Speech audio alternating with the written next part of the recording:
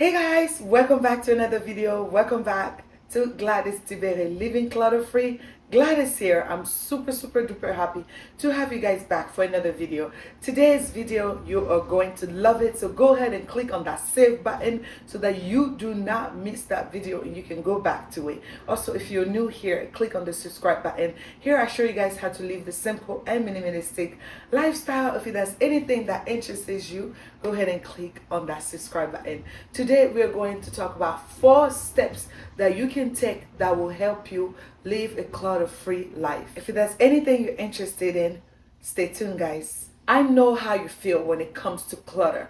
I used to live in a clutter house. Guys, listen, for me, I thought it was decoration. But years after, I found that it was just junk. So I understand. But I want to inspire you guys with these 4 different things. Grab yourself a piece of paper and start writing. Or like I say in the beginning, save this video. Number 1, envision yourself in a clutter-free household. Where you are right now, close your eyes. Okay? Just close it. Just and envision yourself in a clutter-free home. How does that look like to you? You need to have a vision. You need to visualize it. How does it make you feel? Does it make you feel happy to come home to a clean, simple home? You do not have to be a minimalist to live a clutter-free life. You don't, guys. You don't have to go all the way there. How does it make you feel? That's number 1. You have to envision yourself being in that space. If you have no vision of what that space looks like, then it's a waste of time because you will never get there. So have a vision. That's number 1. Trust me, guys, we get to the good ones. Just 4 steps. Number 2, and I have mentioned this in many videos. Get rid of what you don't need. And you're like, Gladys, it's easy for you to talk about, but it's not easy to do. Guys, start with the smallest place in your house. Is it your coat closet? Is it a cupboard? Is it a little, what is it called, linen closet? Start in the smallest space in your house and start decluttering there. Get rid of excessive things. Shoes. Sorry, I'm itchy. Shoes that no longer fits the kids, that no longer fits you. People are keeping shoes like, I'm gonna ship it back home. Back home where? That is going to take longer and it's going to linger around. Put it into that duffel bag, bring it to the Goodwill. Trust me, they will be very appreciative, okay? And taking it there. This thing is bothering me.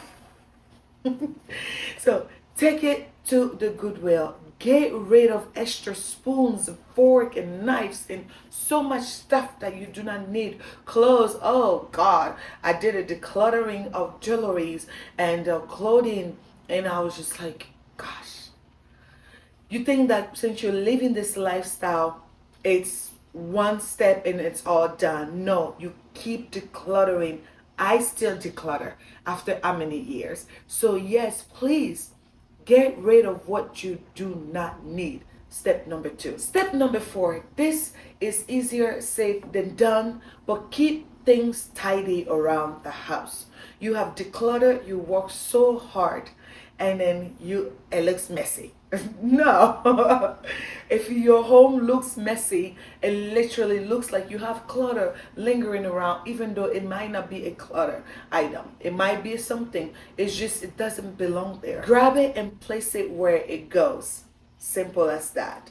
So you can maintain that space that you work so hard for. We have come to the end here. Number 4. Like I say, it's 4 steps to live a clutter-free life. Easy. Number 4, guys. Bring less in every day and get rid of more. What do I mean by that? I have a little rule that I do here in my home.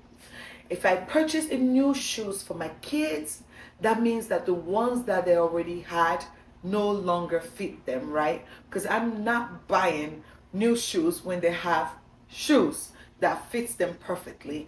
lately we went to the store, we grabbed several shoes for the school year. I'm not the type of person that I will go in August or at the when school starts and purchase stuff. I like doing my stuff before. It gives me peace in mind. So when I purchased shoes for them, it's because I had actually decluttered their closet. There was no longer shoes that fit them there. Most of the shoes were torn, worn out. I would say the shoes had blisters. So I got rid of them and brought new things in. So get rid of more and bring less in, because every day we are bringing stuff in, but by the time you realize, you are bringing clutter in. Because clutter is what? Excessive things that you do not need. It's not that it's not beautiful, it's not that it's not well presentable. If you don't need it and you already have two of it, you have an excessive item, so that could go somewhere else, right? Thank you so much for watching the video. I know this is a short one, but I hope this video has helped you to just quickly stand up and go around the house, look in your closet, look in your shoe closet, your garage or whatever, and get rid of the things that you're no longer using and live that peaceful, clutter-free life. God bless you guys. Again, as I said in the beginning, if you're new here, go ahead and click on that subscribe button. See you guys for the next video. Bye.